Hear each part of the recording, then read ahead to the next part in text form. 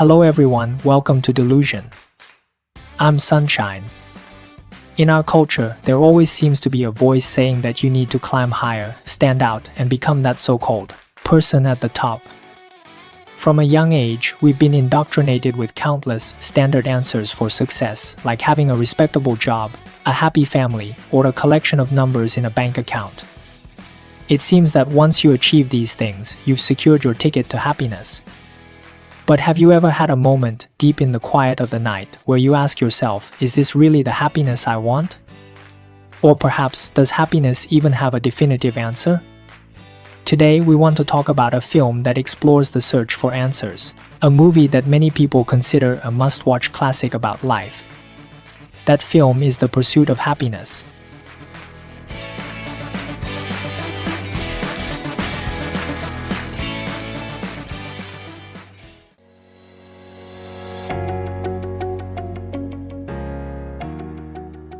This film is directed by Italian filmmaker Gabriele Muxino, who is especially skilled at portraying delicate emotions and family relationships.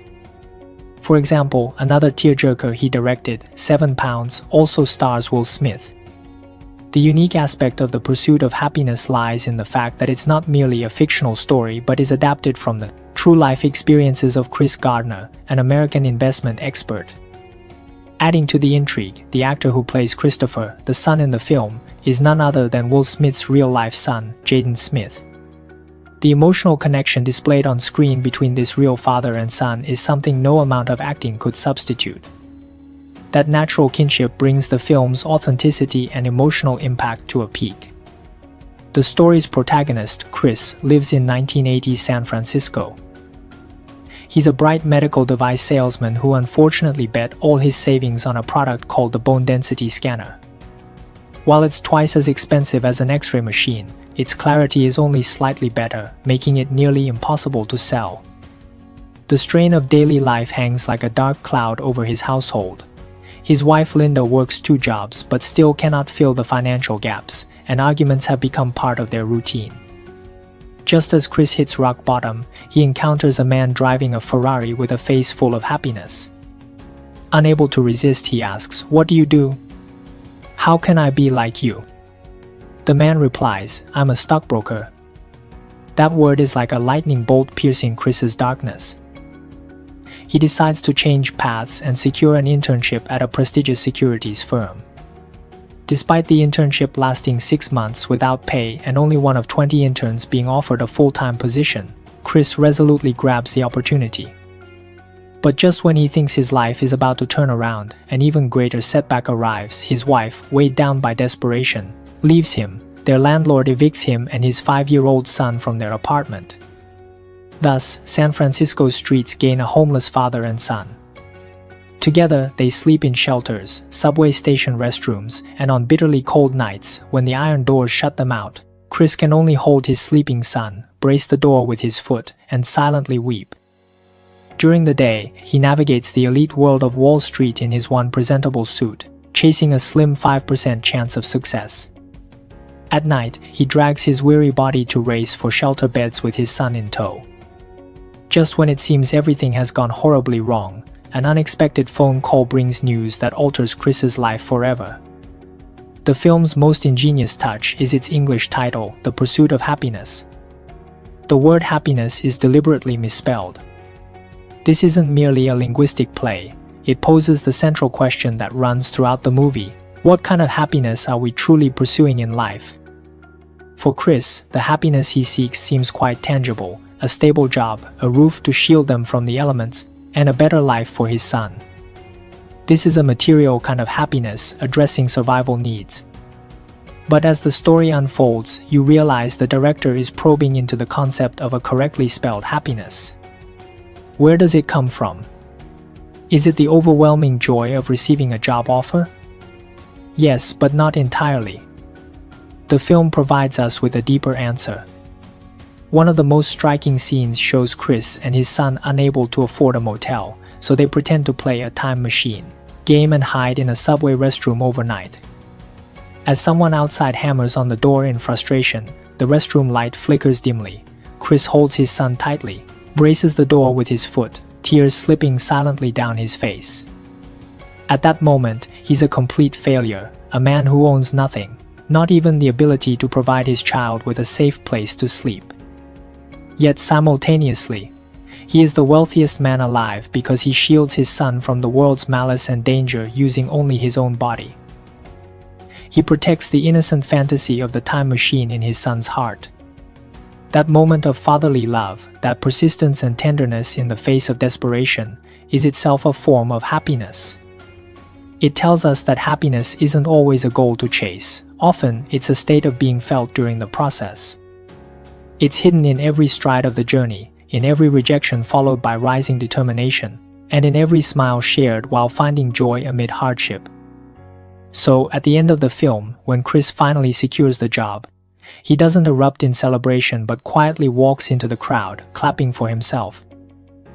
He understands that true happiness isn't in the outcome, it's in the journey, in the process of pursuit itself. All of us, to some extent, play the role of Chris in our lives, striving for something, perhaps a degree, a job, or a relationship. We often fixate on distant goals, feeling anxious, struggling, and even doubting ourselves. The pursuit of happiness reminds us to occasionally turn around and look at the path we've traveled. The efforts we've made for our goals, the resilience we showed during tough times, and the people who lent us a helping hand in darkness. All those little moments in the process might be the most valuable parts of our happiness map. Have you ever experienced something similar, when chasing an apparently unattainable goal, you unexpectedly found unique meaning and happiness along the way? The film features a recurring motif: running. Chris is always running, to catch buses, to retrieve stolen scanners, to attend interviews, and to race for shelter beds. This running creates an intense feeling of urgency and destiny through the visual language of the film. Director Gabriel excels at using handheld cameras to closely follow these running scenes. The shaky frames make audiences feel as if they're experiencing Chris's breaths and anxieties firsthand. This isn't merely a narrative device, it's also a profound metaphor.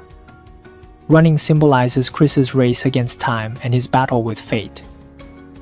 He's someone the system has discarded, a man with no capital and no connections. The only thing he can do is rely on his own 2 feet to catch up with a society that seems to never pause for him. This act of running also represents the dignity of the underprivileged. One particular scene stands out: Chris spends a night in jail for failing to pay parking fines. The next morning, wearing paint-stained clothes, he must attend his most important interview. Facing a panel of impeccably dressed interviewers, he doesn't try to conceal his predicament. Instead, he candidly states, "This is who I am. If you ask me something I don't know, I'll tell you straight up that I don't know. But I promise you, I'll find out the answer and I'll make sure to get it." This statement carries more weight than any polished self-introduction. His running is not just a fight for survival, but also a pursuit of self-recognition and dignity. He wants to show the world that even when burdened by life's trials, he still retains intelligence, sincerity, and an indomitable sense of worth. This invites reflection. In modern society, how should we measure the value of a person? By their attire, their demeanor, or their posture when facing adversity while choosing to keep running. The film became a classic because it doesn't portray Chris as a godlike figure.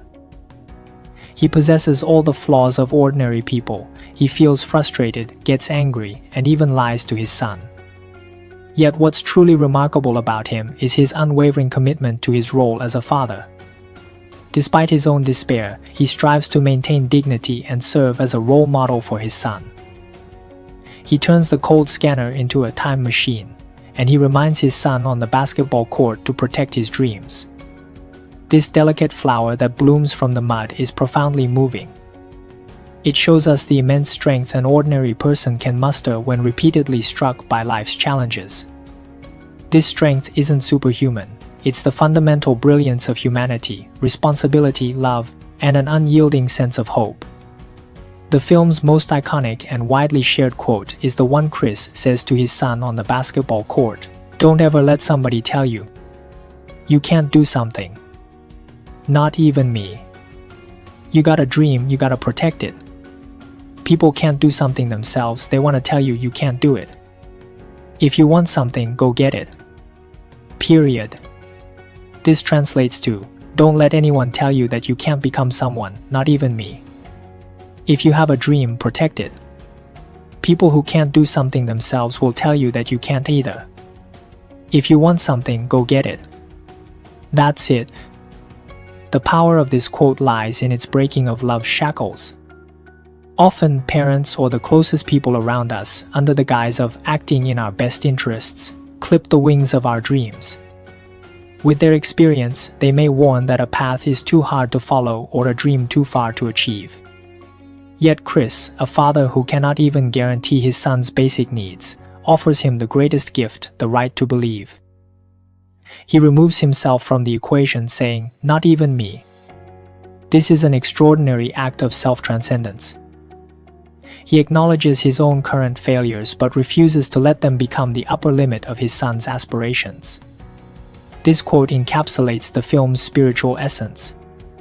It tells us that true guardianship is not about paving the way for someone but about giving them the courage and faith to pursue any path. Reflecting on the entire film, Chris's pursuit of happiness revolves entirely around his son. All his running and efforts are to give his son a home and a secure future. This makes us ponder, happiness may never be solely a personal issue. It's often defined and felt within relationships. When we strive for someone or something, that act of giving and struggling often becomes the solid core of happiness itself.